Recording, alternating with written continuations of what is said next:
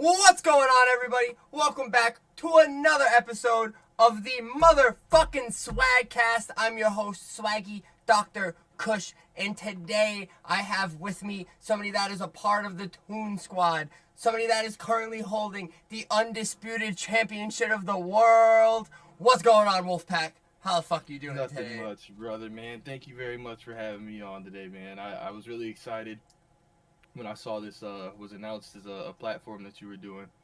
I had to make sure I got my chance to come on here with the hot mic and talk to my boy Swaggy, man.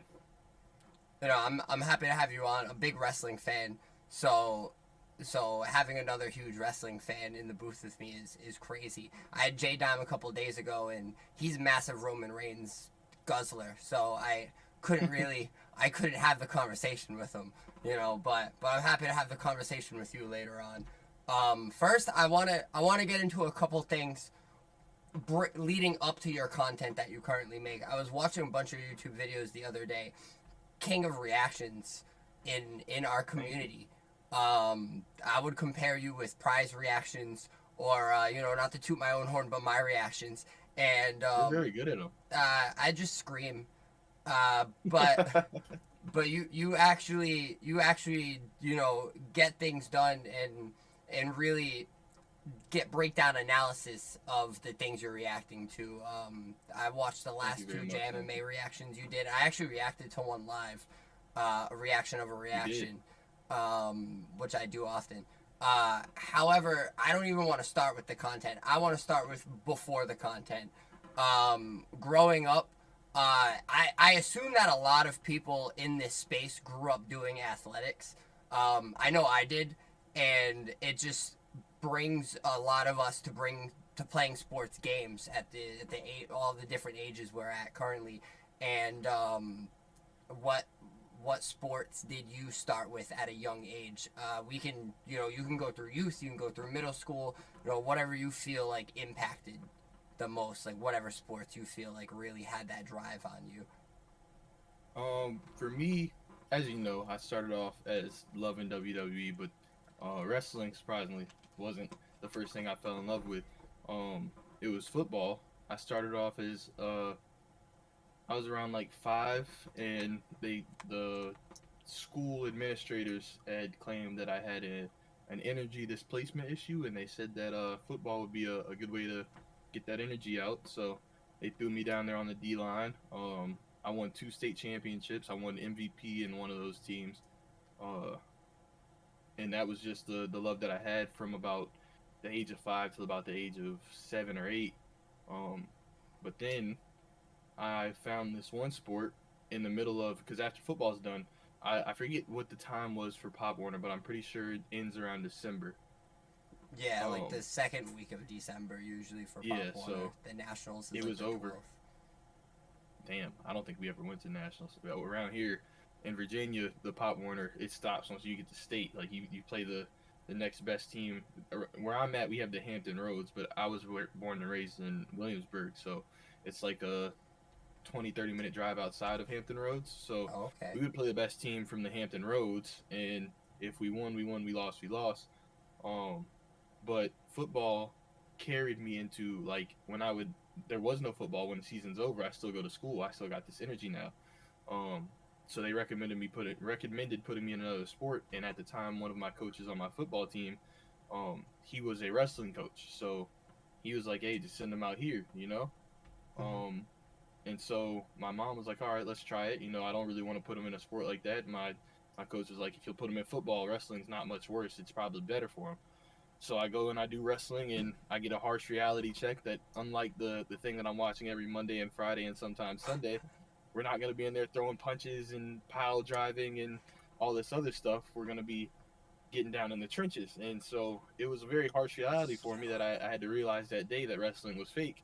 I feel like anybody, sorry to cut you off, anybody that wasn't thrown into like youth wrestling, because I was already wrestling youth, but when I got into middle school, there were kids like at the signups that were like, "You're telling me we're not going to use chairs? There's not a ring?" Like that, like absolutely like disgusted with the fact that like, no, we're going to be wearing singlets and we're going to be taking shots and the practices are gonna suck. You know, it's not gonna be fun out there.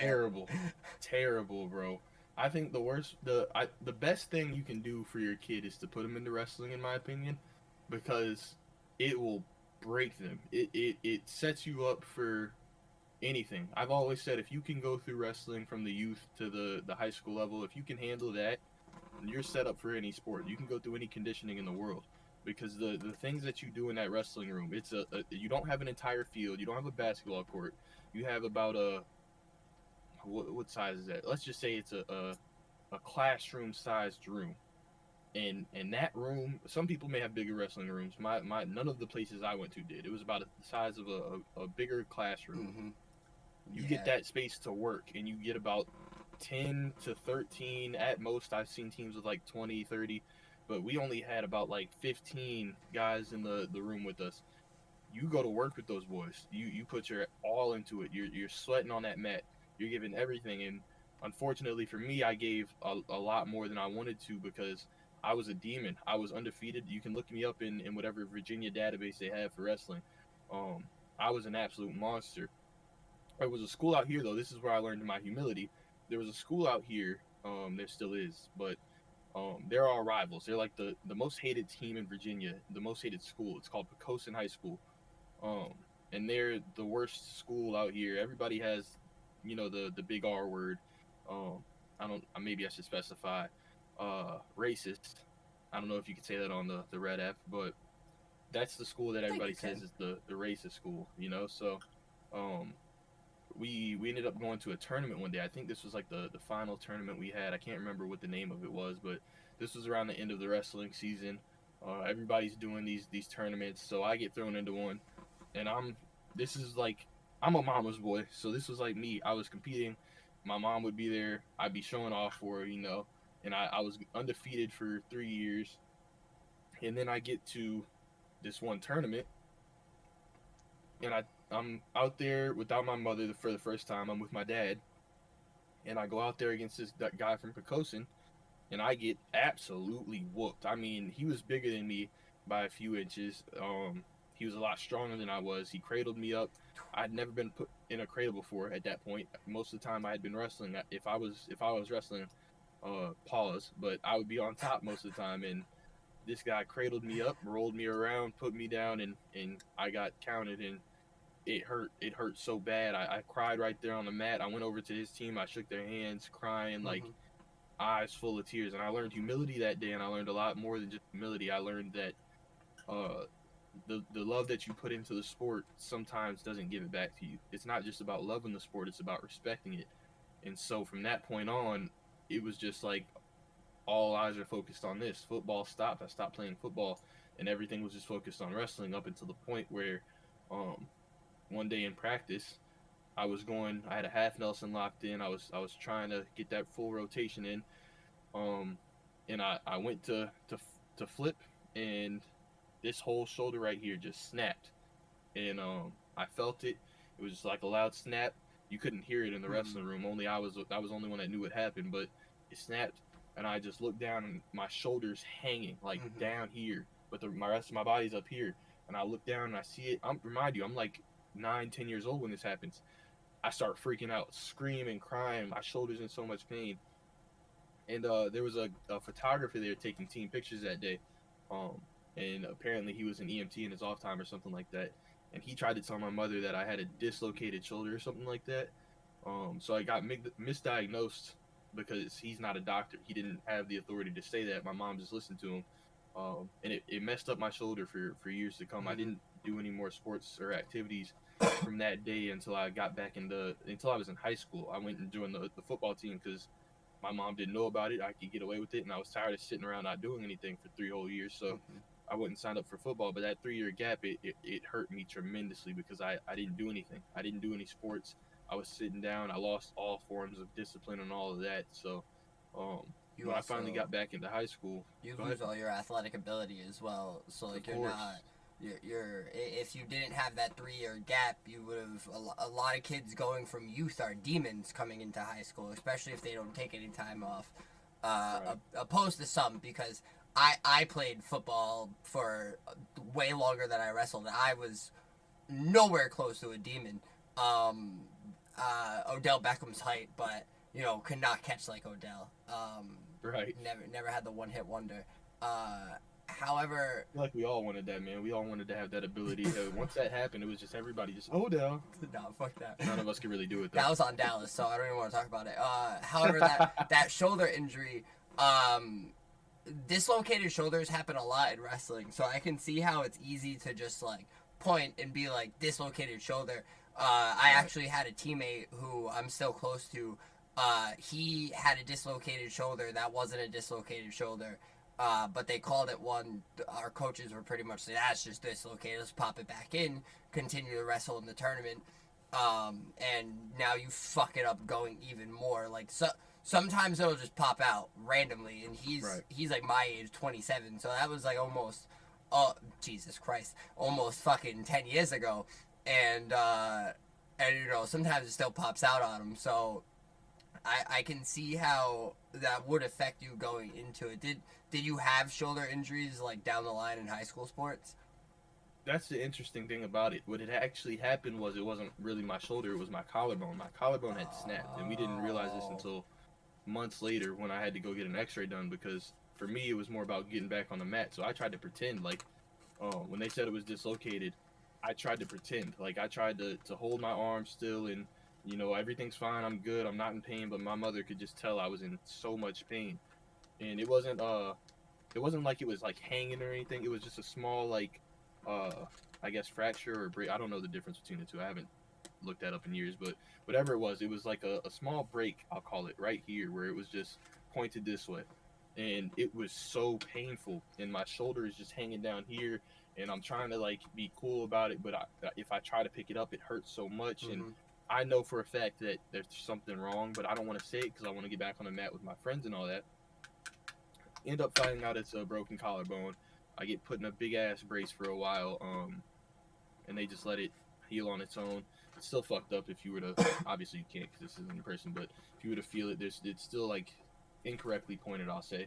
But yeah, it led to, when I got to high school, it led to me not being disciplined, one, and it led to a lot more shoulder injuries because of a misdiagnosis that I had learned to live with. Like, I had learned to, in those weeks, I was just willy-nilly with it, and then I got put in a brace, and after I got put in that brace, it came off, and I was just living the same way. I'm left-handed too, so it was my left hand.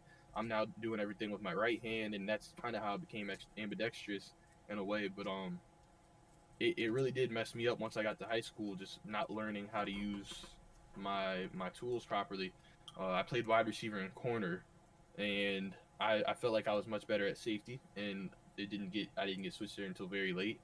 But it affected the way that, like, when I go up for catches, I can't really extend. When I sleep at night, I have to sleep a certain way, because if I put my shoulder in a certain spot, I'm gonna wake up and be in pain. Like, it really affected the rest of my life with that injury. But fortunately, there was a therapist that I went to who had, I shouldn't have been at the therapist. I should have been getting surgery done on it, because there's a lot more issues. Once it started from the collarbone, it just worked its way down, and it affected my whole arm. But I went to a therapist who had ended up having, like, he noticed that it wasn't just the way I was using my shoulder. It was more of the way that my shoulder had been healed in a way, and me learning to use it incorrectly had been a byproduct of what the injury was. So, long story short, I get surgery done on it. My shoulder's now a lot better, and when my shoulder finally got fixed, it was far past. I had already been kicked off the football team. You ask people around me, I got kicked off from bias, a coach that didn't like me, because they say that there was more than enough jerseys, that even if I was the worst player on that field, they had more than enough jerseys for everybody. And the coach had just not really liked me because of prior incidents and me being in school. And that's, again, it's my fault. I was a young kid. I was stupid in 2016, 2017. I went around doing a lot of dumb shit. And are we allowed to curse on here? We can use those language? Yeah, go for it. Okay. So yeah, we did a lot of dumb shit as kids, and it affected the way that the rest of my life played out. But I'm glad that it did, because the same year that I get kicked off the football team is the same year that I fall in love with the sport of MMA.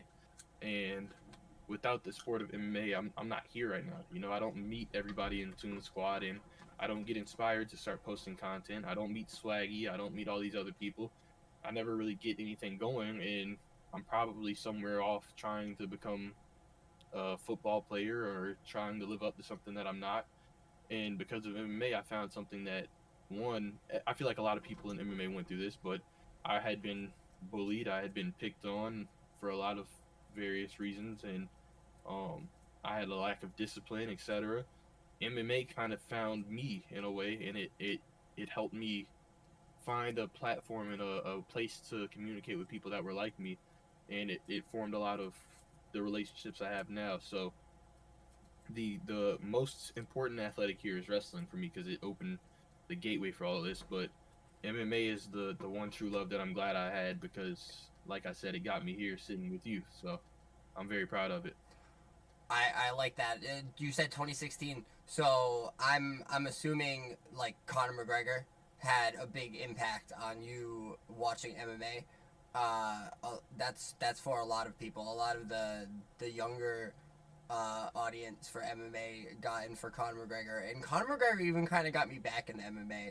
And Cody I don't know Garbrandt. why so many people are against that though. Cody Garbrandt was me for that was another one, but I don't know why. Like, there's so many people who are afraid to admit that Conor got him into MMA, and really, the funny thing about that, I got into UFC like for real because of one of my friends, the UFC 2 video game.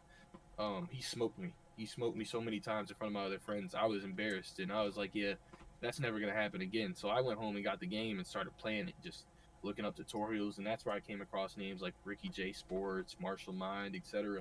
And that just that it's a rabbit hole. It's a rabbit hole once you get into that. So that's really how I got into this space, to be specific. But Conor McGregor was a very big part because I didn't like Conor McGregor when I had first gotten into the sport because he was beefing with Nate Diaz and he made a bunch of crazy comments, and I was like, yeah, I want to see this guy lose. But then he lost, and it was like when he was coming back, it's like, oh shit, like this guy's for real now. Like he's going to war, and I'm a guy that likes talking about wars. I studied a lot of wars from uh, I studied a lot of great warriors, the Persians, the Romans, the Greeks. I studied a lot of it, and especially Greek like mythology and Norse mythology. I like talking about those wars too. So um, for me to see Conor McGregor have this war mindset, and that just really got me into the sport. Seeing that when he went up against Floyd, I was back on the other side. I was picking on Floyd's side, and I wanted to see Conor lose again. But then he ended up coming back, and I was really a big fan because I had never got to see that prime Conor that was knocking everybody out.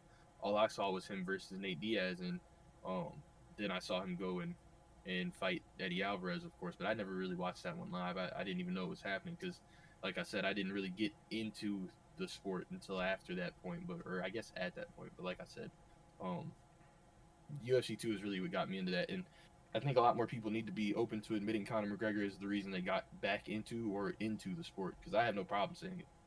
No, I love Conor McGregor. I mean, I'm Irish. I have like a lot of Irish in me, so Conor McGregor like makes me want to embrace my Irishness.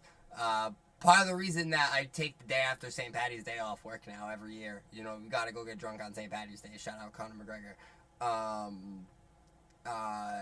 Hey, you got your own week now too, buddy. Don't forget that. You can get drunk that week too. That's it. You got International Swaggy Week. Nah, we gotta wrestle that week. We can't get drunk that week. Rematch coming next year. No, I'm kidding. However, I'm not gonna like that one. So UFC 2 was the first UFC you played, video game wise. Yes, it was the first. Well, technically no. I played the undisputed ones with like my cousin, but I never really owned them. But UFC 2 was the first one that I like owned myself. Yes.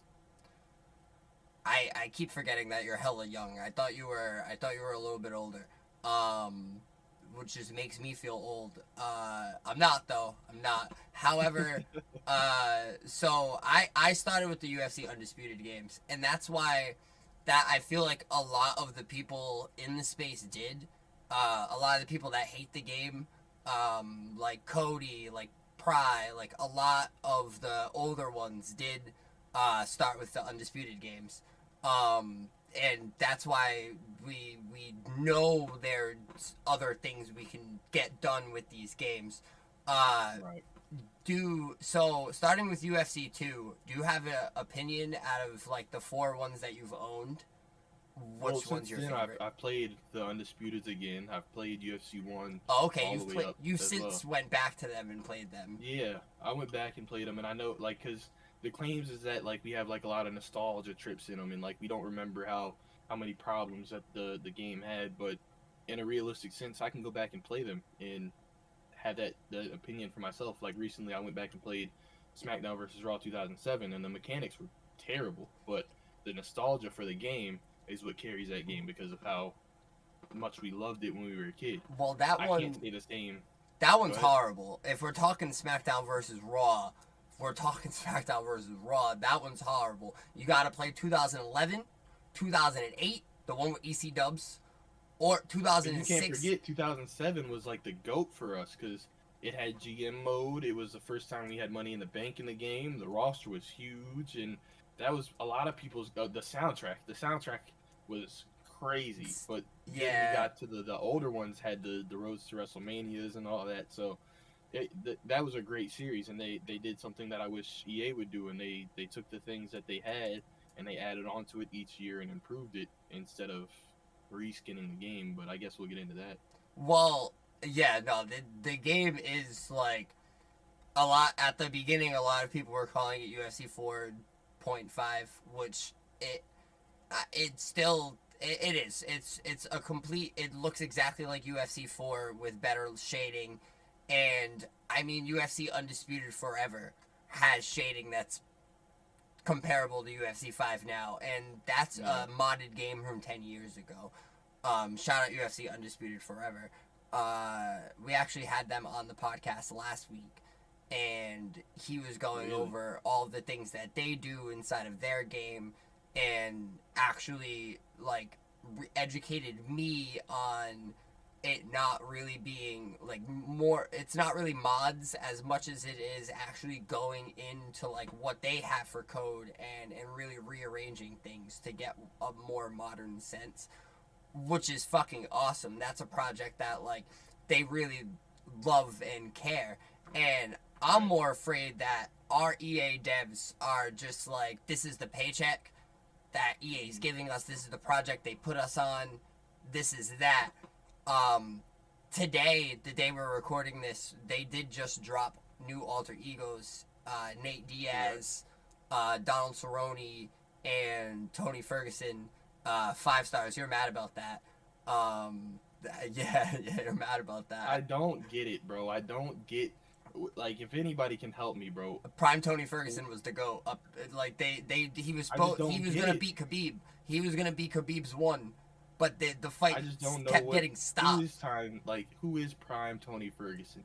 Like what fight would we say that he was prime? And if Uh, you're gonna say any like RDA, Barboza, I know they're not gonna say Pettis, when he but like dogged RDA, Kevin Lee. Kevin Lee was his prime. Was When that a he 5-star fighter where he when lost he that? dogged Kevin Lee, I I don't didn't even see a 5-star chin there. I didn't. I saw him get knocked down by Kevin Lee. That's what I saw. But like Kevin Lee got the pause, bro. Kevin Lee comes from a very talented family, and he does a lot of feud reviewers. he's just one of them that got the he just got the fire in his hands. I respect Tony and I dislike his fan base, not him.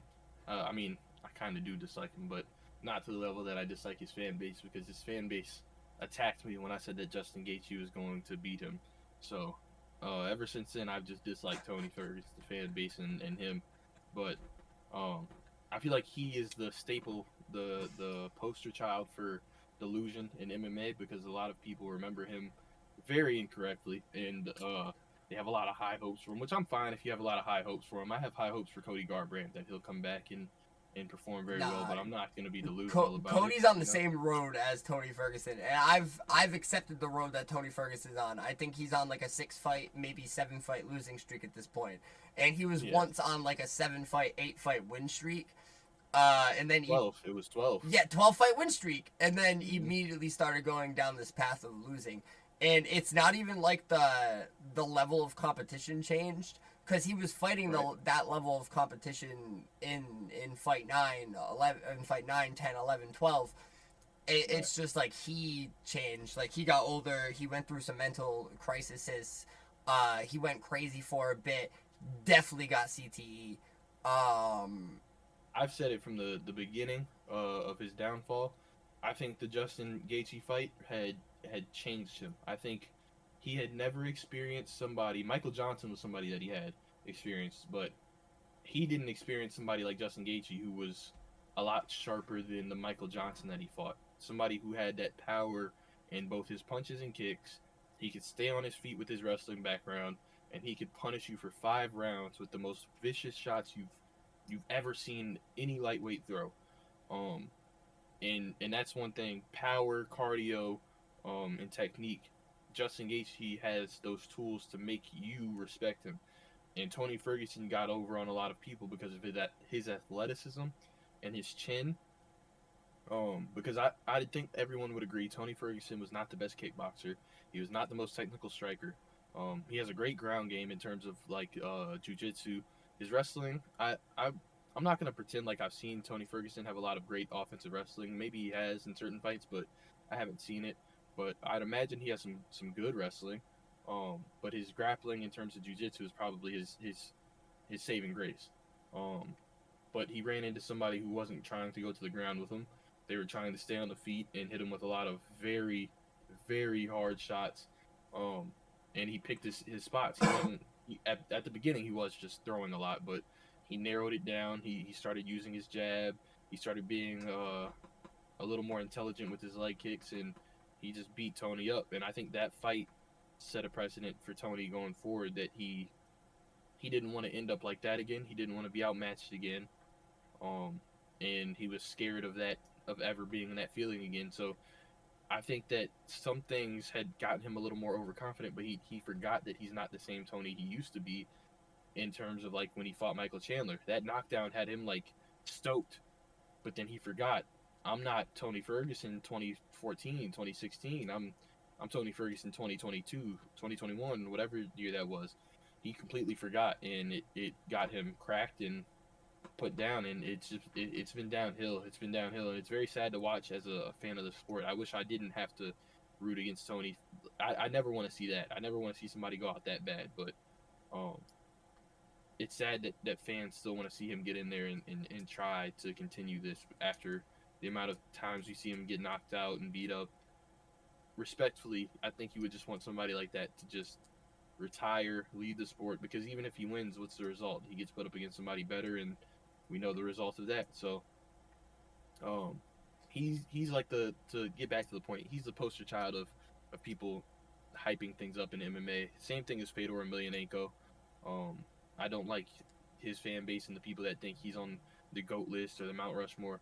I don't like that. well, I despise it and I detest it. how I feel about Fedor. Fedor has a really padded record, and Correct. That's what I tell people. uh, but but he was also like, if you look at his early record, like the Pride days, he does have a decent Monster. record during the Pride days. Later on in Yeah. Bellator, he was fighting bums. Um, until up in Even before that, he was fighting bums.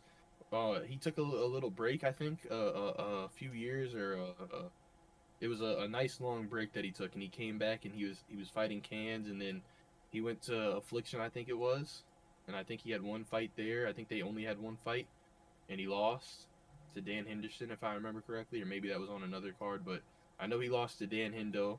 Um, that's my gripe with him. If his record was inside of the UFC, like all those fights he had, if those were done inside of the UFC, people would have been calling him a 50-50 fighter.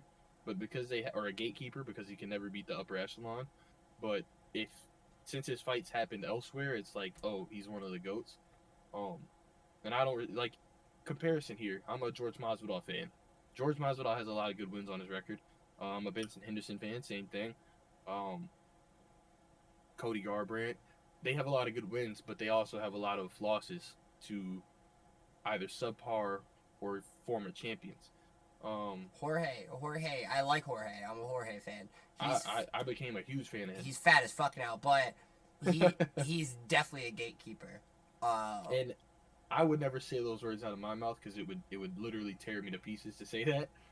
But it's not like I can tell you you're wrong, because anytime he tried to take that step towards championship material, and even really number one contendership, he lost, and And he lost to very good people at those times. no, Go he ahead. did. He has a good resume. Even his losses are good because he That lost to people like Kobe and Kamaru and like that's a good resume to have. Gilbert Burns was his last fight. Like that's a hmm good way to go out. Benson Henderson, he I feel like was a champion before the lightweight division was deadly. Uh, but he was a good champion. Had wars with Anthony Pettis, was a demon in WEC, and he even had wars in Bellator, and he fought good people in Bellator. He wasn't fighting scrubs in Bellator. He was fighting people like Pitbull, and he was fighting Michael Chandler. Right. I think he still fights now, Michael Benson. He got he retired from MMA, but he did a karate fight with Oh Vincent, or with Anthony Pettis. He lost that, so fuck Anthony Pettis. yeah. He fought a lot of people, and I fell in love with his style because he was one of those first people I watched that was a very balanced person. He could touch you up on the feet. He didn't really have that knockout power, but he did have power, mainly in those leg kicks because he got fucking tree stump quads. So I like to credit him with bringing the calf kick over to MMA. I know there's people that did it before him, but he utilized it a lot. He tore up Nate Diaz. Yeah, he had a lot of good fights. He even beat George Masvidal. So he was one of the first people that really made me fall in love with the sport too. Him, Connor, Cody Garbrandt, John Jones, those guys really, GSP, those guys really made me fall in love with the sport. Um, and I'm glad you said that. You said the good losses for George. I need us to stop having this boxing type of mindset in MMA where people lose and it's like, oh, that doesn't count on their resume. When you have a resume, like, even if you get fired from a job, you still work there, right? Like, we don't just take that off the record because you got fired. I agree with that, He, but there's a certain point where we have to cut it off. of course, Like there's some people in the UFC. Joe Lawson's one of them. I'm pretty sure. I don't think he still fights, but he's got like no, a 24-19 record. Like that right there is right. that's a dog shit ass record. That's almost 50-50. Yeah. That's It matters who you lose to and how you lose to him, in my opinion. Like, George losing to Kamaru Usman, and arguably still in his prime, with one of the nastiest shots we've ever seen. I don't hold that against George, especially when he was, what, 36, 37, 38 at the time.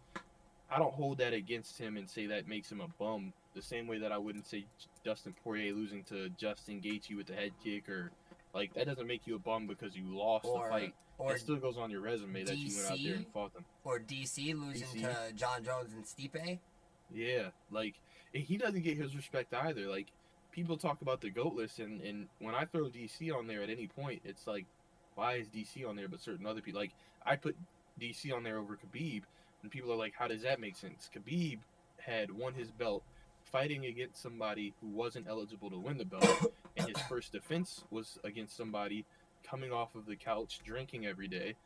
His second defense was against Dustin Poirier, if I remember correct. Yeah. So his second defense was against Dustin Poirier, solid win.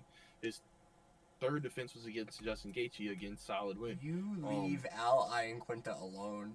Al Iaquinta. I'm not saying that he was bad. He just wasn't eligible. Al Iaquinta almost beat him. Al Iaquinta had his moments in that fight. He had a good showing, you know. He had some good jabs out there. He was touching him up at certain points. He had the best fight of his life, and then decided, you know what? Fuck this MMA stuff. I'm gonna go sell houses. He was a realtor from that. I really wish he didn't come back, because he came back and fought Bobby Green, and that was not a good showing. I really wish that didn't happen for him, but he had a very good showing.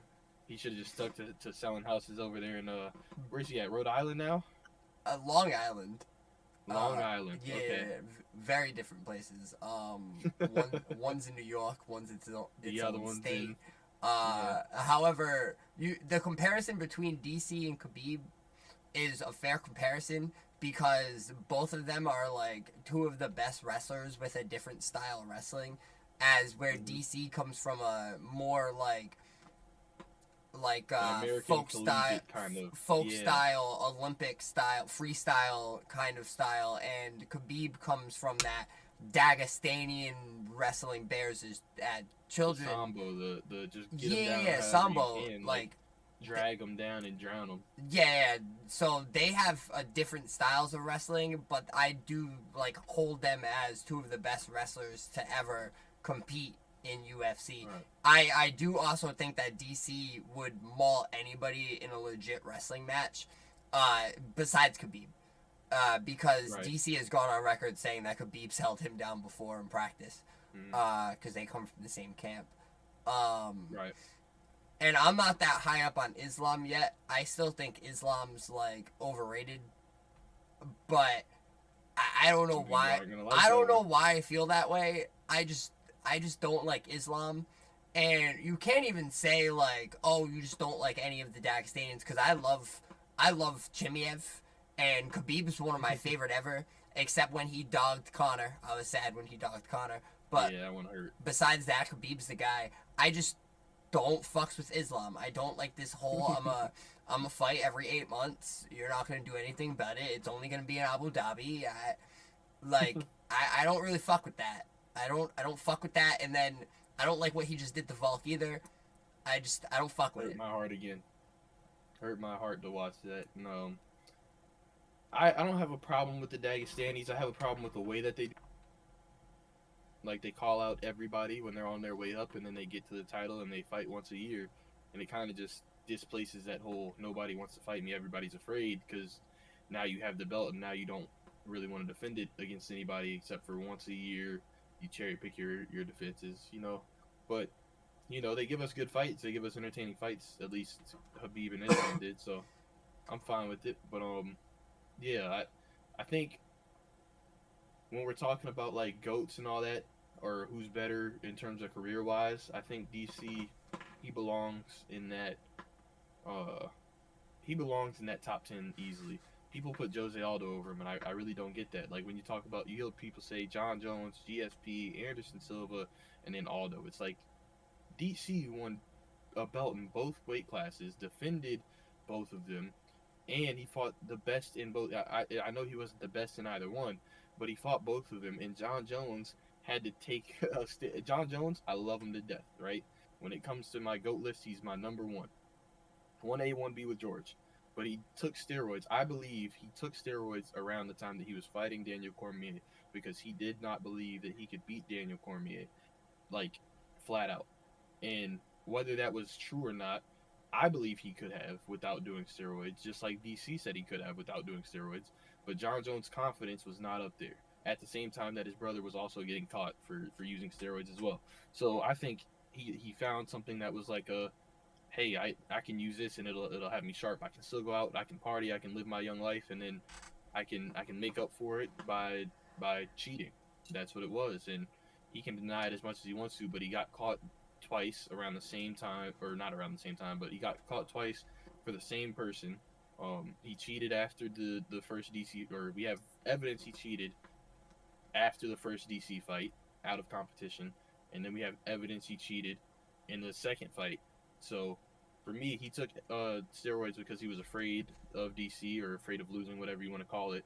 And for me, that puts DC on a higher pedestal, because you had the GOAT of the sport worried, and his confidence shook because he was worried about losing to you. And that's not a downplay on John Jones. John Jones still beat him twice, and I'm not going to act like he didn't head kick him and put him to sleep. Like, that would have been different if John Jones didn't have a gas station dick pill. I still think it would have happened, but for Daniel Cormier to have put that fear in his heart, I respect him for it, and I think that his accomplishments, as well as the lore of what he did, should put him at that number 4 spot. He won 2 belts, he defended both of them, he gave us a lot of good fights, he was a very dominant champion when not fighting John Jones or Stipe, and I don't know why it's so hard for people to put guys like him on that top 10.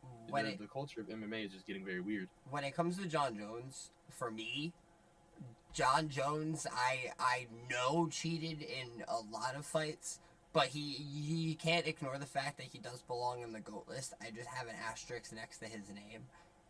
Which is fine.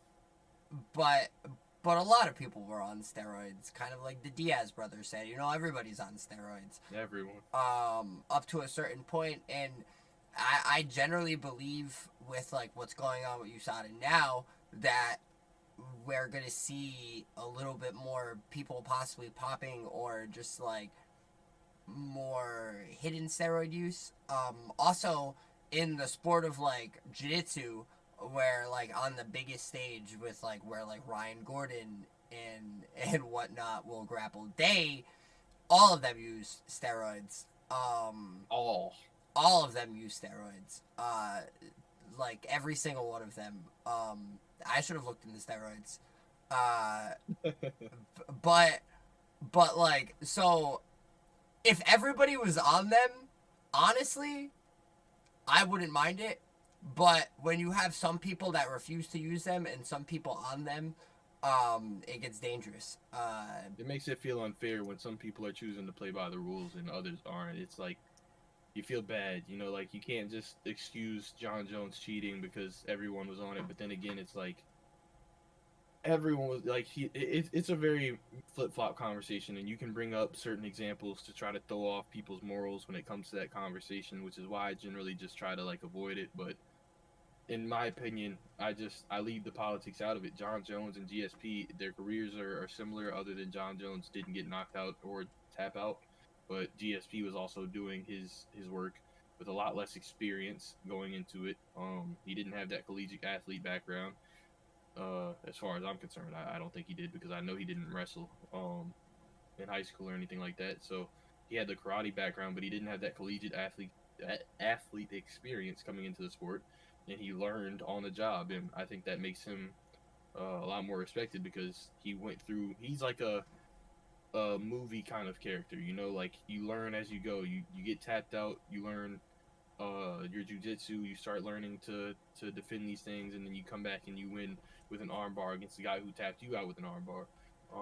You get knocked out, and then you come back and you absolutely outbox, outclass, out wrestle, and dominate the guy that knocked you out, and leave absolutely no question. You have a close fight with Carlos Condit, and then you come back and you dominate. I think he fought Nick Diaz, if I remember correctly, after that fight. mm, No matter what he did, no matter what critiques you have against him, the next time he came back, even when he had a close fight with Johnny Hendricks, he took time off. Like John Jones had a close fight with Dominic Reyes, took time off a few years, came back a weight class up, fought the champion that was there, or John Jones didn't fight the champion that was there, but he fought for an interim belt. They both won it in convincing style by submission. And now John Jones is going to defend it against Stipe, whereas GSP didn't defend it at all. So, and irony behind that is that GSP was supposed to defend it against Robert Whitaker at the time. That was what was supposed to happen. Just like right now, John Jones is supposed to defend it against Tom Aspinall, but I don't hold it against either one of them. If John Jones was to retire today, they would just be 1A, 1B, because that's just the two most dominant, longevity included, dominant champions that we've ever seen. okay, so we've dove into MMA, we've dove into all of these things. Now, the start of your content was getting into MMA. Playing all of these MMA games and kind of getting into it. What made you want to get into content? Um, so that's like a very hard question to answer, because I could list people that inspired me to do it, but to be completely honest with you, I wanted to do content creation for a very long time. Um, but I never really had put my foot on the gas until people like Prioxis, JMMA, the boy Dave, Darkside. Once I started getting around them and they started filling me in on how all this shit really worked, it was more like the time that I spent around them, because I met them all in 2018, 2019. And I just started getting acclimated with them up until the point where I felt comfortable posting my own videos and doing my own thing, which is really around 2021. But even then, it wasn't for real.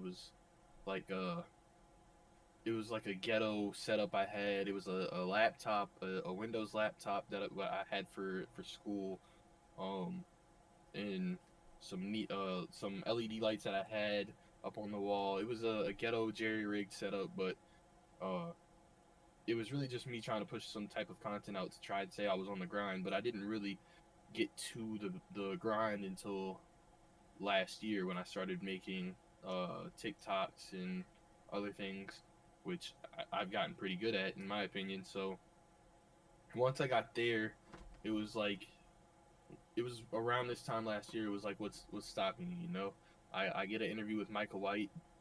By the way, I'm gonna shout him out right now. Michael White is the most dominant 125er on the planet, and he's gonna show it. He is the future of MMA. I got an interview with him. He was the first person to really give me a shot in terms of content creation because what I wanted to do was just kind of like this, just be a podcaster, have people come on. I hit up a lot of the biggest names in the UFC 4 community. Marshall Mine, one of them. Prioxis, I asked to come on. I got an interview with Prioxis that him and JMMA were on the same hard drive and it got corrupted. I never got to post either one of those. I had an interview with Mike Davis that was on there as well. I was able to save that one, but I never posted it. Chris Barnett, a few others. There were a lot of big names, but I even had Jamal Hill on it. Um, so I was like, what's stopping me from just like doing this? What's stopping me from going? And I just started going. You know, WWE 2K22 at the time, I think it was.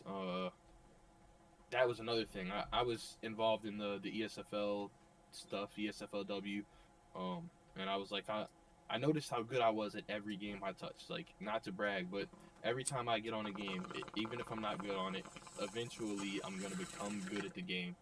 So that was really just like, why not stream, right? And then I started streaming, and I started learning how to do that. I started learning how to do the editing, and I kind of liked editing. I liked the thumbnail creation, so it just became a thing that I just started to do on a regular occurrence. And the TikTok side of things really saved my content creation because it inspired me to learn how to really edit and figure out how the analytics worked and all that stuff, which is why when I post, it's no struggle at all for me, even with 400 subscribers or before I had it. Now I'm at 5,000, but when I was under 1,000 followers, it was no struggle for me to pull thousands of viewers on my videos and on TikTok or YouTube. It still isn't a struggle for me to post something and to get 1,000, 2,000, 3,000 views. It's not a struggle because I know how the analytics work at a certain level. There's still room for improvement, of course, because I'm not even remotely close to the top of this community, and I'm not even in the conversation of any other community. So there's still work to be done. There's a lot to put into the community, but the numbers of it don't really affect me. It's more the reason as to why I stream, and the reason as to why is because of people like me. You know, people go into work and they do these jobs and they want to have things to pass time. You know, you want to watch TV shows and you want to watch podcasts and you want to have things to pass time. For me, I needed those things when I was working my jobs, and still to this day I have a job and I go in there and I work and I need to pass the time and I don't have them. And for me, it's like if I could just do that for somebody else, if I could go and stream and give somebody some content or make a video and have somebody watch that content and make it pass the time by. You know, they comment on the streams. I read every single comment, no matter 500 people in there, the chat's flying, or if it's 30 people in there and the chat's moving one comment every 5 minutes. I'm reading every comment. Like, you follow, I'm saying your name because I want you to feel as though you're a part of this. I want it to feel like we're in a conversation and we're having fun, like we're talking to each other, because that is what passes the time by. And I want to make it easier for those people that are in school and at their jobs. I want them to be able to have a place to come, hang out, chill, you know, flow through your day, and feel like you're a part of a group, like you're a part of something. And that's why the Wulfpaqq was created. I'm a avid wolf lover, and I felt like what better to name my group, my community, than the Wulfpaqq. You know, you become a part of something bigger than yourself, and we all help each other out. Um, and it's been beautiful to watch. You know, I see a lot when I'm on stream. I'll be playing, like I was playing WWE, and people will come in and tell me, you know, I was looking for a streamer that did this, and that. That's why I followed. You're an inspiration to me. I was done with WWE, but because I watch your streams, I'm gonna pick it up. You know, I'm gonna pick it back up. Well, any comment like those, anything that shows that I'm able to inspire, it really just like touches my heart, bro. Because in my mind, and when these bigger streamers like TBJ Rock and all those guys come into my stream and tell me that people were telling them about me, it's like the fact that I have people that really like enjoy my content enough to say those things and to feel that way, it really touches me because that's ultimately the goal. I could care less about making money from this stuff. I could care less about like the deals and all that. Really, the only thing that I would like to do is take it full time, obviously, so that I don't have to go and clock in every day. I can do something I love every day, but that's everybody's dream. But outside of that, it means nothing to me other than making sure that people have something like that. You know, like I would take 1,000 comments like that over $1,000 any day because I know that I impacted somebody. It really it had a meaning to it. You know, when I Yeah. die, that money's gonna go away, but the impact I had it'll last for a little bit longer. So Yeah, that's really why I do it. it always feels great when somebody comes in the chat or somebody leaves a comment saying that you made their day or thanks for doing this. I also think it's great when somebody be coming to the chat calling me a bitch, cause that should be getting me wild up. I'm like, oh, I'm a bitch. I'm a bitch. I actually think we know Swaggy gets wild. Oh man, you I gotta actually watch out think when Swaggy gets going. yeah, I'm pretty sure me getting called a bitch is what started the whole me calling out all the game changers thing. So like I do be going off scripts. There's no scripts that I Funnily don't follow. enough, that was the first stream I had watched of yours. Like I had interactions with you before, I think, but I hadn't checked out any of your streams until that point. I watched that stream, and I was in there commenting.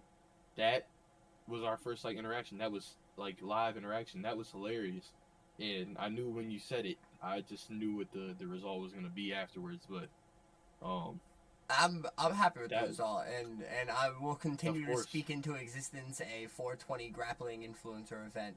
And I, Um, I I'm ex- I pray that that happens, bro. That would be one of the most fun events ever, and that's really what I want. I don't know what you want out of it, but I hope that it is a fun thing. You know, people don't need to come in there hoping to show off that they're a fucking master dragon red belt with all this level of experience, putting people in flying go like that's just not necessary, bro. Show up, have some fun. You know, if you want to talk some shit, sure. But I feel like the UFC community needs to just I do lose think this culture of that, I bro. do think moving forward, it's gonna be like obviously, me versus Romero was a mismatch. I knew that going in. No excuses. I showed up and I did what I had to do, and I wanted to really put a foot into this movement and get more people like excited for it. And there's a lot of people excited for it, but a lot of people still kind of I feel scared to be like, oh, I do one of those. Like if you're a non-experienced content creator, I promise you I can find another non-experienced content creator around your weight. Um, and if you're experienced, there's a lot of black belts out there too that are you're Right. not gonna get matched up with a black belt maybe, but there's a lot of black belts that think they're the best black belt. So if you're also a black belt, fucking I'd love to see some of these black belts fucked up. I'm not gonna lie to you. However, but yeah, nah, not even off of that. I've asked this question in every podcast I've recorded so far. Even the UFC undisputed dev was like, "What are you talking about?" And I was like, "Listen, Roman Reigns versus Cody Rhodes at WrestleMania is Cody Rhodes gonna finish the story, or is Roman Reigns gonna break the record? Because he close. He needs to hold it till Survivor Series, which is November." Is Cody Rhodes gonna win? No yeet. There is no way Cody Rhodes out of there victorious. Roman Reigns, and I know this is gonna sound crazy, but he is my tribal chief. I acknowledge him, and I have acknowledged him for the past 3 years counting. He's going to win, and I think people need to understand that the sooner that everybody understands that he is going to break that record, the better we get. You know, they're not. You don't build up a story for 3 years, and to take it outside of the storyline, the kayfabe, real quick. Cody Rhodes was in another company trying to tear down WWE, right? And then all of a sudden he comes back, and now there's a story where he needs to win the WWE Championship. and we're supposed to just forget the past two, whatever, how many years it was when he came back, the years that we had with Roman Reigns building the story up. We're just supposed to throw that away because he comes back and he has this story that just randomly appeared that he needs to finish, because he got booed out of the last company he was in. I don't think that it's logical to say, oh, he needs this, he deserves this. Roman Reigns had dog food poured on his head, um, on live TV during one of the worst years in wrestling history. It wasn't done for entertainment purposes, not for us, our entertainment. It was done for Vince entertainment. If anybody deserves anything, it is Roman Reigns. He was booed relentlessly for the majority of his career. He had, again, dog food poured on his head on multiple occasions. Um, he has literally sacrificed his body for this sport, to the point where he had to go through another session of chemotherapy. And now he's back. He's healthy. He's thriving. He came back during one of the worst periods in wrestling history. The COVID era was terrible. He brought eyes back to a dying WWE during a war that it was having with AEW, where they were allowed to have people at their shows because they were in Florida. He brought eyes back to it. He brought the sport back. And I think that there should be something that we give Roman Reigns to acknowledge this era. And if Hulk Hogan's record is going to be that, I'm fine with it. And if Cody Rhodes is going to lose twice to him, again, in terms of the storyline, I'm fine with it, because I know that Cody Rhodes winning that belt isn't as big as people would like to believe it. Because once he wins that belt, what do we then do next? Does Cody Rhodes go on a 3-year run because he's beaten everybody he's gotten in there with? Are you going to tell me he's won 2 Royal Rumbles, beat Brock Lesnar 2-1, beat Cody Rhodes, or beat Seth Rollins 3-0, especially with one arm inside of a Hell in a Cell? He's beaten literally everybody he's gotten in the ring with. He has a winner for all of them. None of them have legitimately beaten him, including Brock. His was like a, if I remember correctly, it was like a roll-up situation or something like that. None of them have legitimately, definitively beat Cody Rhodes. So if Cody Rhodes beats Roman Reigns convincingly, legitimately, wins the belt, who beats Cody Rhodes then? You feel me? Like, somebody's gonna have to do Cody Rhodes dirty, and I guess that's the point of wrestling. Somebody's gonna have to get over on him in a cheap way and take the belt, and then he goes off and does something else. I think we need to figure out what we're gonna do post Roman Reigns before we just say get the belt on Cody, because the thing I see happening is he gets the belt, and then 2 months later we're calling for a new WWE champion, and it just ruins this whole Cody Rhodes story thing if he wins the belt, and that's the end of his story. We just put down Cody Rhodes and the stardom that he has because we want to see him win a belt that didn't mean anything until 2021. I just can't back that up. Or 2022, my bad. I can't back that story up. Maybe next year, Maybe next year I'll be down with it. Or even at MSG, if they're saying he's gonna win it Survivor Series, if that's where he wins it, that's fine. But I just don't see him doing it this year. I don't agree with that. I think that Cody finishes the story. However, here's the thing. I'm for either, cause I'm one of those wrestling fans that just watches. Like I watch AEW. I don't watch it weekly, but I try to keep up with TNA. TNA's been producing good wrestling. However, I am mainly WWE, and I try to watch mostly every week. Raw was terrible last night and the week before. However, Really? yeah, Raw's been weird for me. I don't know. I haven't been. I didn't watch it, so I couldn't tell you you're wrong. I haven't been feeling it. I've just been kind of falling asleep during it. However, wrestling for me, I kind of just like to watch it unfold. And that's why I try to follow as least amount of wrestling accounts as possible, because they love to spoil shit nowadays. I hate it. I block all of them. I mute them. I block them. Like, I can't stand it. When I was a kid, we never had shit spoiled for us because there was no social media. I remember when I stayed up all night, even though I had school the next morning, and John Cena won the Elimination Chamber at New Year's Revolution. You probably weren't even born yet. And then Edge came in and cashed in the Money in the Bank. I was there for that. I saw it. I know I was yay. I remember the concertos to Ric Flair and all these other guys. I remember all of the the Mark Henry going out and pummeling Undertaker, and I remember John Cena getting speared out of his boots after having to beat 5 other men, Kurt Angle being one of them inside of an elimination chamber. Kurt I Angle. remember all of that, man. That's what. Yeah, he had Kurt Angle, Carlito, Kurt Angle is the Shawn. go. I miss That's what a lot OG of people Kurt think. Angle.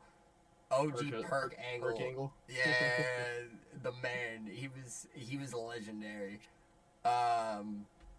What's up with these spicy questions, man? Where were you said you got some spicy questions for me? I feel like talking a little bit of shit, Swaggy. No, let me stop. But yeah, where's these spicy questions at, man? We kind of skipped over everything. I didn't really have any spicy questions to go. I thought I was gonna have a couple to drop, but we kind of got right out of like EA talk and all of that. But let me get to the point. We can get back into it real quick if you want to talk UFC 5, because I feel like that's where most of the spicy shit would come from. Because UFC 5 is like the community. I just want to say I do think the community's cooked. I've gone on record multiple times saying the community's cooked. Don't even know what we're asking for anymore. And I've acknowledged that I am part of the problem. Because like I was playing UFC 5 the other day, and I was dogging people on Quick Fight, and I was like, who really cares, right? Like holding people in arm bars, like who really cares? I'm winning. I don't care. I just added 10 fights, you know. I'm coming for that motherfucking first place. I don't care. However, but like with like you're obviously on the side where UFC 5 is terrible. I am too. I don't think it's good, but I also don't think we have anything else to play if we're into combat sports, unless you want to play Undisputed and have your PC almost explode. But that you know, I was going through that problem yesterday. My shit was bugging. My frames were like frame by frame. It was crazy slow-mo out here. And so I think UFC 5 is unfortunately all we have right now.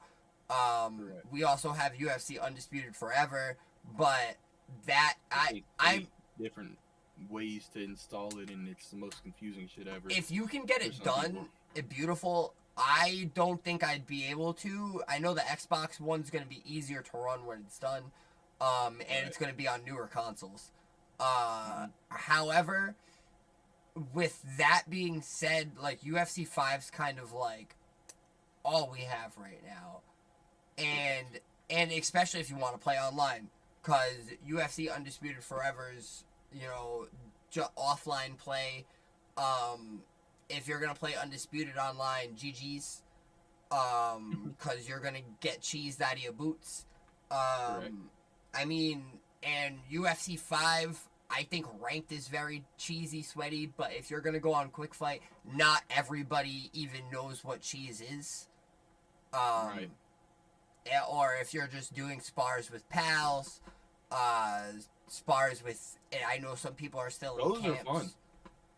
Like those are fun to me. Like I have fun playing my friends when I go on stream and I have people inviting me most of the time. Those are fun as well. I can give you a rundown, right? Ranked is no longer fun because the player base is small, 1. And 2, for a person like me, it's not fun because when I go on stream, and this is beyond any of the game being bad, right? When I go on stream to play UFC 5, the community will have people that come in there and they just want to have beef. Like, they come in there telling you you're trash, you're sorry, I'd knock you out in a round, blah, blah, blah. And for me, if you wanted to fight me, you could just come in there and say, yo, can I fight you? My PSN's on screen, just send me an invite. It's not like you have to talk shit to get a fight out of me. But people do for some reason. And then, like, if people win, I'm all for talking shit. Like, if you're gonna come in there and say, bro, you're trash, like, run it up. No problem, let's fight. If we're while we're in the fight, I'm gonna be talking shit. But after the fight, it's respect most of the time. But then there's people, and I'm gonna name them too. I'm about to name drop them. Nas UFC, he kind of ended on a respectful note, but he came in there at the end of. We fought because the people in my chat were asking me to fight him for a long time. He was on. He told me to invite him. I invited him. We played. He won. I moved on to the next fight, and he comes in there after his stream and is like, Wulfpaqq, I smoked you in 1 round, or the fight ended early or something like that. And it's just like, yeah, cool. Back to these other fights. Like I don't know what you were hoping to get out of me with that. But then he keeps asking me questions, and he realizes who I am. Like I think he already knew, but he just wanted me to like say yes. And he was like, "Oh, so you were the one in that Toon Squad video?" And it was just a really weird encounter. It was like he was trying to bait me into being mad or something, and I just don't put that much emotion into UFC 5. Um, and then you had Zesty Tiger, who asked me to play him as well. I played him and I knocked him out, but I have a rule in my chat that I don't do back-to-back fights unless it's subs. So I kind of changed that for content creators because they like doing series. Like I played Roy Seasons. We had a great series. I'm thankful to Roy Seasons for even giving me a chance to play him during his stream because there was like 300 people in there, and that really helped my channel out or my page out. I don't know if he shouted me out because I wasn't in it. You can't be in the stream while you're streaming, but that was a very good opportunity for me, and that was all respectful. But I changed that rule because of Zesty Tiger, because he came in, and I was gonna play him again, but he came in, I played him, I knocked him out, and I was like, good fight, yada yada, and I move on to the next fight because I'm like, he's not a sub. I'm gonna just play him again. I really didn't even know he was a streamer, to be honest. Until after the whole thing, I just thought he was like a competitive player. So I beat him. I go on to the next fight, and then his mods come in chat talking crazy, like telling me I'm scared of him, like talking all kinds of shit about my follower count. I'm like, yo, like this is around this time I had like maybe a little over 1,000, maybe close to 2,000 followers. So I'm like, all right, that's how you're doing it. Because of him, I created the blacklist, which is I'm not playing you until you or whoever I name decides to sub to me. Because if you're gonna come in my chat and talk that kind of shit, like IRL type shit, well, now I'm gonna make you pay for the content that you want. Like if you're gonna talk shit and say that I'm scared of you, I'm ducking you, or my follower count is low and nobody watches me, I'm a terrible this, terrible that. Like if you're gonna start sending real life shots at me, I'm gonna now charge you to get the content that you want, because other people aren't saying that. They're not saying, yo, we want you to fight that guy because he's talking a lot of shit. They would rather you not say the things you're saying, because the people in my chat will just start going back at you, and then it creates this weird argument. So to avoid all that, I'm just gonna put you on this blacklist. So I put his mod on the blacklist. I said I'm not playing Jesse Tiger again until he subs up, And then I kind of changed it. I was like, well, somebody can sub up. It doesn't matter who it is, but somebody's gonna have to sub up before I play Jesse Tiger, because all these people from his channel were coming in here and talking shit. I'm like, well, one of y'all gonna have to sub up to see that fight. Yeah, I've So never. then after that, I actually don't know who Zesty Tiger is. I didn't either. Surprisingly, I not even from a competitive standpoint, I have no idea who he is. He's a TikToker who has like even in his bio it says TikTok sniper, and when I saw that, that's the reason that it was like, okay, now I'm not gonna play you. Okay, so I put him on there, and I was like, I'm blacklisting you now, because I heard from a bunch of people in my chat that he was now coming after my follower count, even though I have more followers than him. He was saying that I'm a L streamer, nobody wants to watch me, and of course he went with the same thing everybody else says: Prioxis, Meat Rider, yada yada. I think the TikTokers in the UFC community, a lot of them, I fuck with a good amount of the TikTokers, like King Diaz. Perfect. That's my I love fucking guy. A lot of the guys from SVG, they're on TikTok. I like them. Some of them are weird too, but they're weird in a good way though. They never mean it hateful. It's like a weird, in their camp, fun disrespect is respect. Like, they're just kind of fucking with people. I have a lot of, the SVG guys are cool. There's some of them that come in my chat and play me. A lot of them are cool, but it's some of them have this weird toxicity to them that I hate playing all of them because they just jumping and shit. I like to spin a lot, but they jump a lot. They do every jumping move in the book. But I was SVG for a little bit, so I'm cool with a lot of them. I'm cool with a bunch of the other TikTokers too. And then really in the UFC community, I feel like the content creators are separated, because the TikTokers are on TikTok, the Twitch streamers are on Twitch, and then the YouTubers are on YouTube. Not anybody really fucks with people from the outside. I feel like Twitch Right. kind of has like doors closed on it too. Like nobody really like really knows any of the Twitch streamers going into it. Not like unlike myself. I mean, I put myself out there though, but like some of the other Right. Twitch streamers like Rasta Nugs, I Showtime, Now You Tap, I know him. like know Germs, like they've been around the scene forever. Billy T's, I feel like they really don't get much love because Twitch has like doors closed on it from the community. It's very niche. It's either you're watching the UFC content on YouTube or you're watching that shit on TikTok. Like you're not really jumping into Twitch streams to watch the content unless it's an esports league like ESFL or Primetime. But I feel like you guys have it better over there. Like I don't see too many people hating on you guys over there. Not that like I'm watching every UFC streamer on Twitch. But... Nah, so like I also feel like we have a little bit better moderation on Twitch. Yes. Especially like in all of our communities, our mods are really cool. We have like a lot of our mods are mods in other channels, and and like we also know like ban this off rip, but like if they come in talking shit, like we are on a like combat sports game, so like if somebody comes into my chat saying, "Yo, Swaggy, I'll beat the dog shit out of you," I'll be like, "Listen, if you don't, you have to give me your mom's number." Like I'll like some shit like that. Like I like to fuck with my chat, especially if they're gonna come in and like bust my balls like that. I have had like Naz has come into my chat, but he was very cool. But it was also the weekend he got busted with the Cronus against FEAT, and I was on comms that weekend, and I went on a couple of UFC podcasts, and he came in be a buddy with me. Understandable though, because I was in the booth. I watched that shit like that.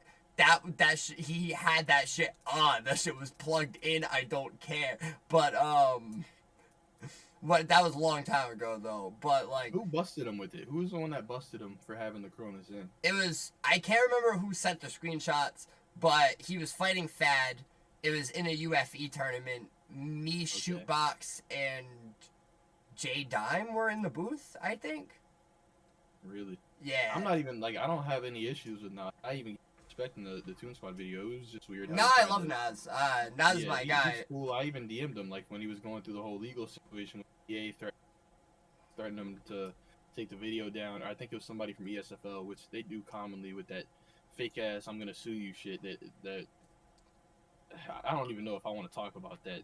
They're very weird over there, but yeah, I like Nas. I like a lot of the guys in the community. I just feel like they think that toxicity is the thing that they need to have, which is very ironic because then a lot of people say we don't need game chat, but if you look at toxicity in our community, Marshall's best video is a trash talker from, I'm pretty sure, UFC 2. Some of Pride's best videos are trash talkers.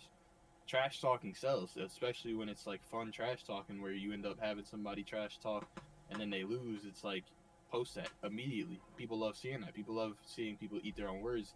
And game chat provides us good content, which is why damn near every other game has it except for UFC. But that's just one of the very many reasons that UFC 5 is as real as it gets.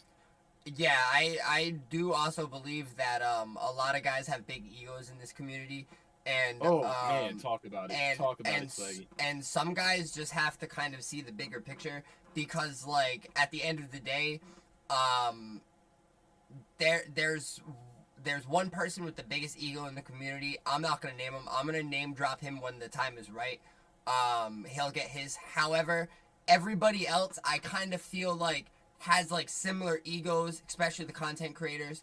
And everybody just kind of has to understand that, like, if this is done correctly, if, like, certain people in the community are eating, we can all eat, right. Like, the community is, like, so small and niche that, like, most of us are either working together or doing the same shit anyway. So, like, like, realistically, like, as long as we're not stealing each other's thumbnails, like, I don't see the problem with working together. and not a lot, like there's a lot of creators that don't want to work together, or like are starting to get like more intact with working together. And there's some creators that are just like, fuck UFC. I know some creators that have like haven't touched UFC in months. Like I had J Dime on the other day. He hasn't been playing UFC in forever. Like the last time he touched it was like a week ago, just to see how the patch went. I haven't played it in at least a week. I've been on WWE. Exactly. Like a lot of people are kind of just like changing their direction, which I also feel is good too. But like the time will come where UFC 5 will be playable, I hope. And all we can do is hope at this point, and we can't expect anything, but and everybody will eventually come back to it. And I just, hope it's more peaceful and everybody just kind of opens their eyes to like, hey, if we work together, like this community doesn't have to be a small niche community. Right. Well, I think it's like, I think the people moving away, for me, moving away was a two-part kind of thing where I wasn't having fun on UFC, and then the WWE community was 10 times better than the UFC community. I'm not gonna lie, they were super welcoming. They were looking for somebody like me. They kept saying I was looking for a WWE streamer. Nobody does it on TikTok, and I was like, hey, I'm here. They're a lot more friendly with the call outs. This has brought in a lot more contenders. I'll take that belt off your shoulder. That'll be my belt. Da da da. So they're a lot more fun with it. It's a lot more fun over there in the WWE community. They treat me a lot better, and they make me want to stay on stream where it doesn't feel like I'm having to like. I can't lose in a UFC game without the people coming into the chat. It's like your chat blows up on TikTok when you're about to lose. yeah. And it's just full of people. L, you took an L, and you can't even joke about it. Like on WWE, my stream the other day, I said that I was like, I wasn't losing. Like I'm the most dominant champion ever, and I got put in a submission, but I turned submissions off. I got put in a submission where my foot was on the ropes, but they weren't calling it, and so I was joking around. I was like, I ended up losing that match, but I was like, yeah, no, that's a disqualification. After we reviewed the tapes, like they gave me my championship back because my foot was on the rope for over 5 seconds. That's a DQ, and so I keep my championship. That's on him. So I can joke around like that, and everybody finds it funny. But if I'm on UFC and I lose, I don't even get the chance to do that. I can't even say I lost because of a reach disadvantage or any. I can't analyze it. Because if I do, it's just, oh, you lost. You don't know how to take a loss. Take your loss like a man. Stop making excuses. LL. Like, it's just so toxic. Whereas in WWE, you just have more fun with it. It's not as competitive. And it further proves my point because when I'm on WWE, you have people coming in chat talking about, oh, you couldn't hack it over in UFC, so you had to leave. Yeah, get on you. Like, after they say that and I don't really acknowledge it, they'll be like, get on UFC and I'll smoke you. It's just like, this is further reason for me to stay on WWE because that's funny you say that. It's super crazy, isn't it? That's what got me to Madden, because a lot of like British people were like, yo, this is what you're trash at UFC, so you're playing Madden? And I was like, download it. It's crossplay. Download it. Let's go. It's free on Xbox. Let's get it. Yep. And I've been smoking these British bums, bro. British guys get off our sport, brother. Like, we took their land. Fuck those guys. Big USA. I recently posted a $500 wager against the British kid on YouTube. It was a close game though. He ran me for my money. I ended up winning though. I made him run his pockets at the end, but he actually held up his end. Yeah. Nah, it was all That's cool. That's crazy. A lot of people don't do that. We did it through. I don't want to shout them out, but I'm gonna shout them out. We did it through 1v1 me. I know there's a dark cloud over them, but I actually think outside of the UFC community, because the UFC community is cooked. Outside of that community, on 1v1 me, everything runs very smooth. People throwing fights and fake accounts, getting like newbies to like put up money on like wagers and shit, like. My boy Oz, he was telling me about that. Which I had a couple of people, like, day one of signing up for 1v1 me, I joined the UFC community chat, and, like, I did have, like, 5 or 6 people that I was like, that kind of looks like a little fishy, hit me up, like, he'd be like, wager, and, like, I have my real name, like, Swaggy Dr. Kush on there, so, like, people are definitely, like, I'm not the best in the community, I've never claimed to be one of the best on UFC, but I'm just, like, people find my gameplay comical. and Right. I do have a love for MMA, and I'm good in certain points. But I do blame the game a lot. And I benefit with this one because the game is ass. So I do Right. actually like get to blame the game a lot and be like, nah, this game's fault. If the game was a little better, I'd be a PT champ right now. But all I feel right, like man. the community is like at this spot, right? And I know you like we're gonna wrap it up pretty soon, so I'll try to make this a little. I'll try to close it here, right? The community is pushed right now into to being split, and it's like four pieces instead of two. It's like one side thinks the game is bad, the other side thinks the game is bad because content creators say so. The other side thinks the game is good, and then the other side thinks the game is good because certain content creators say so. Um, I feel like in order for that to disappear, it would take a lot more than just the game being updated because you can't just update a game and think people are going to come back. The game is cooked right now, and certain people are just never going to touch the game again, no matter how many updates happen. Because this isn't a community like Madden where people buy the game every year. This is a community where we get one game per 3-4 years. So they're gonna have to wait until the next game to drop to even care about UFC again. If the community is gonna be so niche, the focus should be on creativity rather than toxicity and trying to be the best and, like you said, a lot of egos. And I can attest, I think we all have egos. I'll say I have one.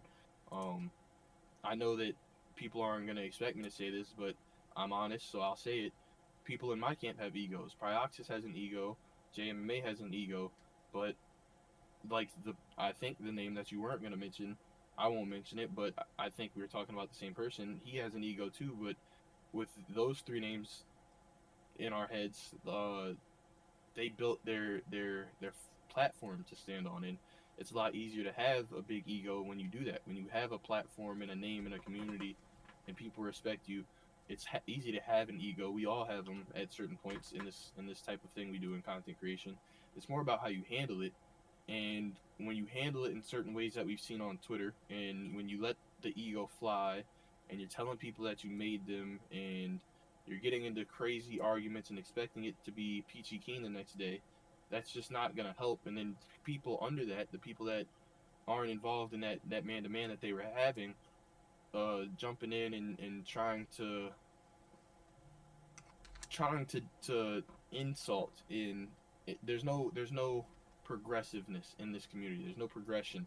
It's just when two people butt heads, when negativity happens, it's like the people that claim they want to be kumbaya end up jumping on sides and trying to make it worse.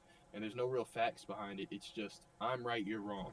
There is no middle ground. We can't meet to even grounds. It's either you're gonna prove that you're right, or you're gonna prove that I'm wrong. There is no like we come to a middle ground and understanding. We have an agreement. And yes, I do think that a nice big sit down would get something done, but I'm not sure which direction it would go because the community has to come to a complete agreement. They have to put their egos aside and they have to think about the progression of the game and its community. And for me, at this point, it's just an unrealistic thing to ask. Maybe we can try this again when the next game drops. Everybody take their own spaces, do their own things, and we'll meet up. We'll give this another try the next time the game comes out. But for me, as a bystander, I'm arguably the smallest name in my group.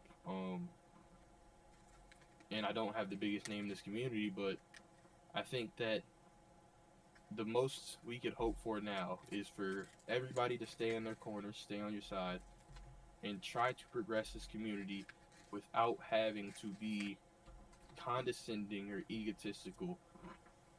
Progress as much as possible. Speak positively towards what you want to see. Not like I know you can point out a lot of negativity in what I say and a lot of people around me, but in terms of if you really truly want this community to be pushed forward and the game to be pushed forward, don't diss others. Don't go diss Undisputed and Undisputed Forever, and don't go dissing everybody else. Don't try to make comparisons. Just speak on your game. Speak on your community. What do we need to do? Try to hold like Bruce Lee Rob. Try to hold these contests and try to find fun, creative things. Push that. Stop pushing this comp thing on people and This I'm the best. I'm the best. This is a video game. Comp does not sell. Entertainment comes from having a personality, having fun. That's where entertainment, when it looks fun, push fun on people. Stop trying to push this competitiveness. You can still be the best if you want to. That's what ranked is for. But find ways to entertain without having to try to put people down. When we do that, when we start pushing entertainment and creativeness into this community, somebody like Nabality is doing a very good job at that. Mm-hmm. When we start doing that, the community progresses, and that's where we see UFC 5 come together, and then we all focus on the bigger problem, which is EA. But as of now, the problem is the community, because we can't come together for shit. And until we fix that, until we start knowing what we want and having a singular voice, we're going to be in this spot forever. Yeah, no, shout out Navalny. He turned 57 the other day. That's my guy. Yeah, no, I do think that a group sit down with all of the content creators will come eventually, but it's very early for that. I do think we're heading in the right direction, and there's been some pillars of peace doing great work. That's what I call, like, me and King Diaz, the pillars of peace. Pillars of peace. We're just trying to keep peace out here. However, thanks for coming on the show, Wulfpaqq. We almost gone an hour and a half. We had a great conversation. Jesus. Thank you for coming on. You the man. Of course. And thank you for tuning in. If you haven't already, smash the subscribe button, and we will see y'all next Wednesday. Peace.